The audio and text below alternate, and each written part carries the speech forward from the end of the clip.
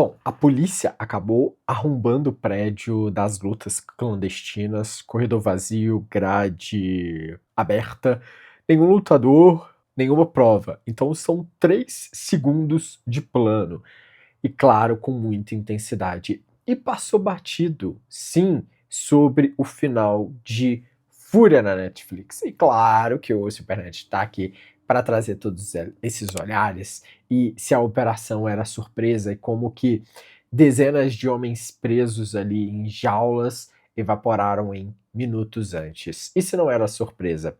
Alguém avisou?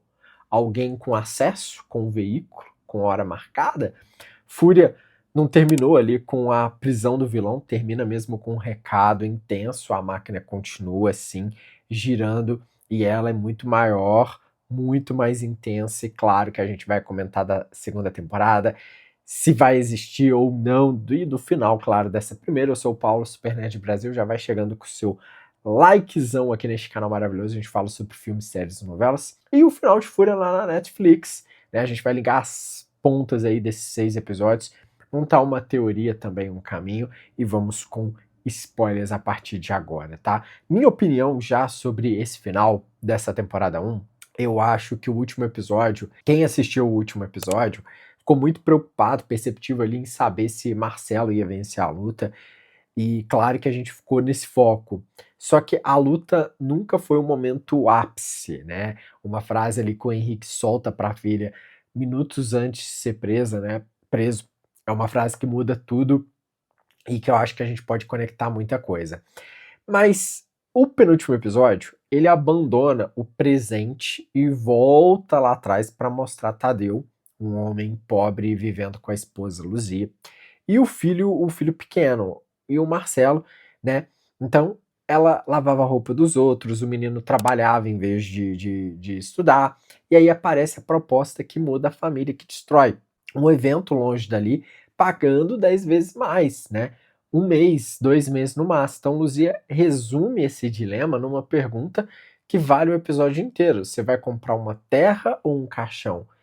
E ele vai, né? E descobre que não era competição, era assim todo aquele sistema, né? Recebe uma bandana, o rosto ali quase perdeu, vira aquela intensidade dentro do Clube Zero.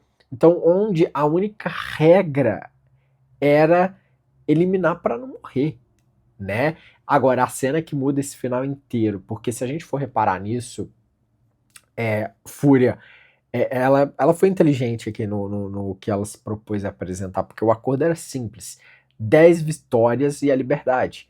Mas, claro, todo o dinheiro prometido. Então Tadeu cumpre, ele vence a 10ª, aquela que ninguém nunca tinha vencido, e Henrique Novaes simplesmente não paga. Propõe ali uma aposta, e para quebrar o homem por dentro, ele acaba mentindo que a família inteira ali não sobreviveu. E aí, claro, a fala mais fria da temporada, a sorte dele é que ele vale dinheiro. Ou seja, é uma contabilidade, é tudo número ali. E é isso que a série está dizendo o tempo todo. Naquele mundo, não é pessoa, mas é um ativo, você parte de um jogo. E foi exatamente por isso que a prisão do final me pareceu até pequena demais para o tamanho desse crime, né? Prender o gerente, o negócio segue aberto, tanto que quando a polícia entra no galpão, as jaulas já não tem nenhum resquício ali. Só que o que tem mais nisso tudo? O roteiro ele vai avisando, né, disso numa cena anterior, né? A gente já vai comentar sobre isso, mas antes eu preciso falar das jaulas vazias e o detalhe que abre a temporada 2, né? Pode acontecer. Por quê? É um detalhe que fecha o final, abre esse caminho para a temporada 2, né? Aquelas jaulas não se esvaziaram sozinhas, aqueles homens não abriram na correria, não sumiram no meio da confusão, não estavam soltos por aí, né? Alguém entrou antes com o veículo, com o tempo e com chave, ou seja, o Henrique Novaes foi preso na porta do ginásio, mas óbvio que esse esquema ele já tinha sido avisado. E aí, se a gente for lembrar da frase que ele solta para Iana, né? Segundos antes das algemas, aquela sobre o campeão não se preocupar com o golpe que vai dar, e sim com o que vai receber, entende que não era desabafo de derrotado, mas era ele dizendo na cara da filha que o plano B já estava ali sendo calculado, já estava rodando. E a minha aposta nisso tudo é que quem esvaziou aquele lugar foi gente de dentro da estrutura, protegendo ali e provas e tal na mesma viagem. Então, lembra que no flashback existia uma reunião com compradores estrangeiros, pedindo ali 3 vezes o valor e tal? Se existe comprador, existe todo um sistema de distribuição. E óbvio que essa ponta nunca foi fechada. Então, vamos seguir acompanhando, porque eu acho que se houver uma temporada 2, ela vai seguir sim nesse caminho. Agora, a hipótese que eu acho que pode ser verdade é Aníbal. Você se lembra desse cara? É o companheiro de jaula, o que explica pro Tadeu que ninguém nunca venceu a 10ª luta. E é ele quem faz tudo aquilo, acaba eliminando ali no protagonista. Só que, não para eliminar, o Aníbal ele recebe a ordem, né? O amigo, né? Executar, fazer tudo aquilo com o amigo e tirar errado de propósito, forjando ali a perda para que o outro pudesse escapar. Então é por causa dele que a bala ficou alojada na cabeça e a memória some. Então o tamanho disso, porque a série inteira existe porque um homem sabotou uma ordem de dentro do sistema. E um cara desses é exatamente o tipo que abre a jaula de novo, só que agora para tirar todo mundo. E tem mais nesse caminho. Essa revelação traz também a abertura da série. Aquele homem mascarado, correndo na chuva, não era um criminoso, era sim uma vítima, fugindo e tal, e volta e assiste ao primeiro minuto sabendo disso tudo. E óbvio que isso muda tudo, né? Agora, tem alguns detalhes que eu acho que a gente pode destacar que mudou muita coisa. O detalhe um sobrenome. Lázaro não é um enfeite nisso tudo. Ele é o nome do homem que voltou dos mortos, né? O nome do homem ali que acaba voltando dos mortos. Um outro detalhe é que Marcelo era a única palavra que ele conseguia pronunciar depois de tudo aquilo que aconteceu. E Tony achou que era o nome dele, só que não era. Ele estava chamando o filho, ou seja, Tony batizou um pai com o nome da criança que aquele pai tinha perdido ali sem saber de nada. Quando um outro detalhe nisso tudo é que quando o Tony pergunta o nome dele lá no final, Marcelo já recuperou a memória e responde Marcelo Lázaro, mesmo assim. Então, pela primeira vez na vida, acabou que ninguém escolheu por ele.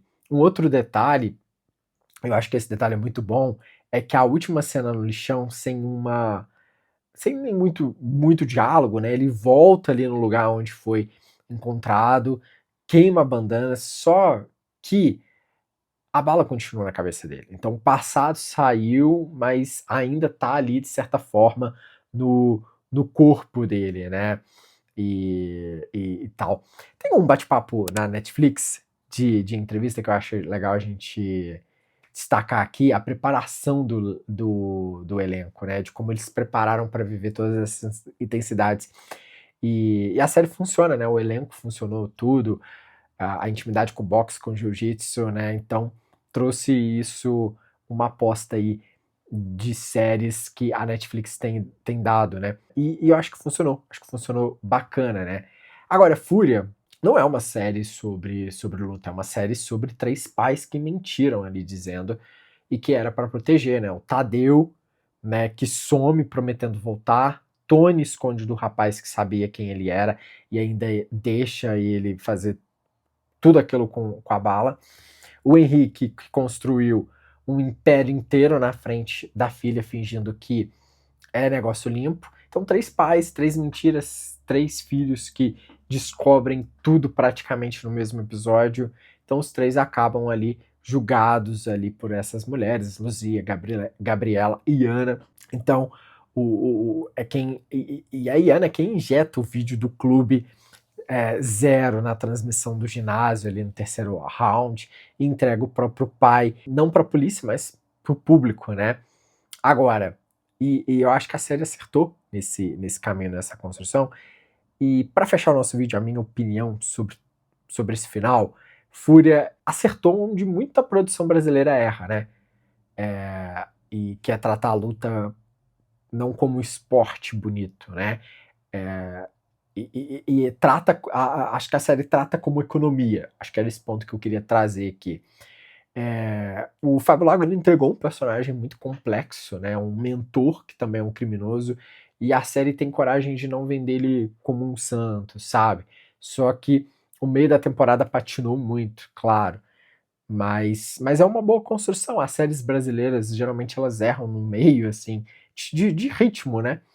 Só que eu acho que, de certa forma, vale assistir, vale acompanhar as amarrações ali de personagens do último capítulo, até que aconteceu rápido demais pro peso que carregavam, né? A relação com Gabriela merecia, assim, uma conversa mais intensa do que uma conversa apressada de despedida. O núcleo dos compradores estrangeiros foi plantado, mas simplesmente abandonado. Podia dar uma pista que tinha algo mais.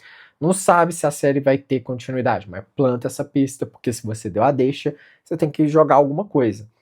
Ainda assim, o final ele convence, né? O vilão preso, o herói livre, família reunida, uma jaula vazia, tal, ninguém explica, né?